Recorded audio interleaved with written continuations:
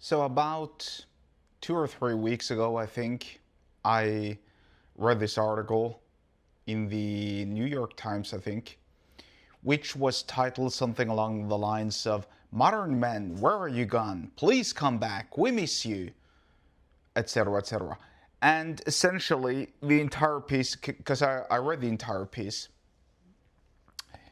and it was about how the author, a woman in her mid 50s or something, missed the good old days when the men would show up and crack a joke and tell a story and make a presence and be everywhere, was seen everywhere, because in her eyes,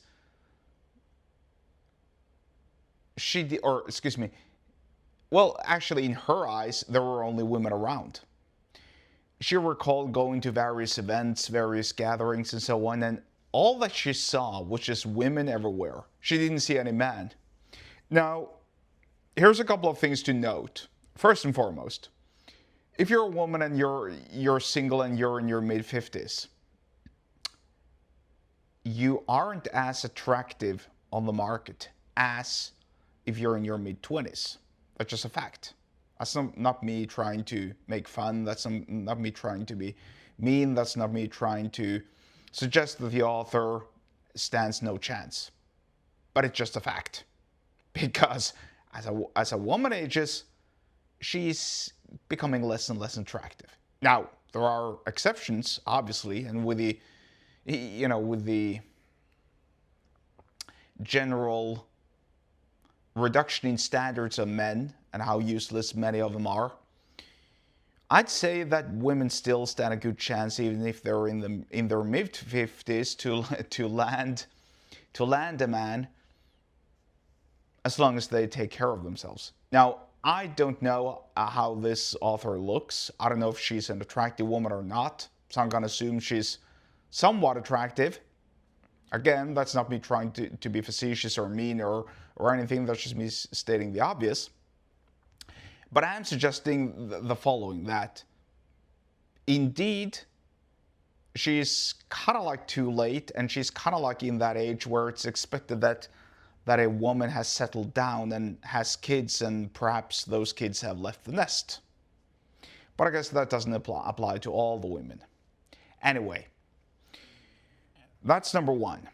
Number two is, I think she has a point, because there appears to be, but now I'm talking predominantly about the Western European, the North American, and the overall Western trends.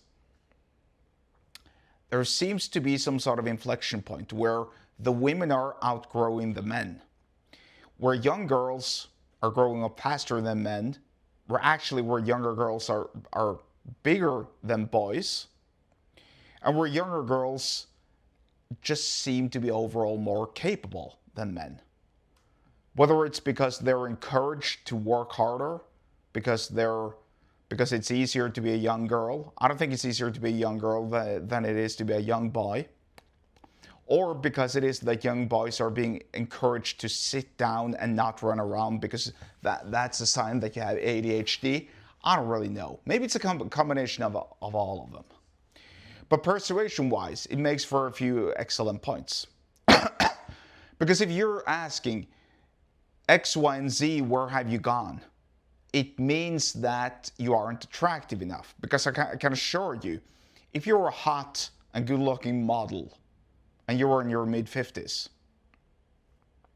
you would have no problem getting a man. That's just a fact. Now, if you're a good-looking dude in your mid-50s, it's kind of harder, because there's a lot of other good-looking dudes in their 50s who have money, who have accolades, who are socially skilled, etc., etc. It's a little bit harder, and who are financially stronger than you. Now, I'm not suggesting that this is impossible, but the core message I'm making here is still, if you're asking for something, and you're yearning for something, you want a particular group of people to follow you, then most of the time it comes down to working on yourself. In other words, make yourself more attractive. Translate this into your business as well. Make your business more comfortable. And see where it goes from there. If you want to learn more, then get subscribed to my email list. The link to do so is below the episode description wherever you're watching and or listening to this. And I'll see you there.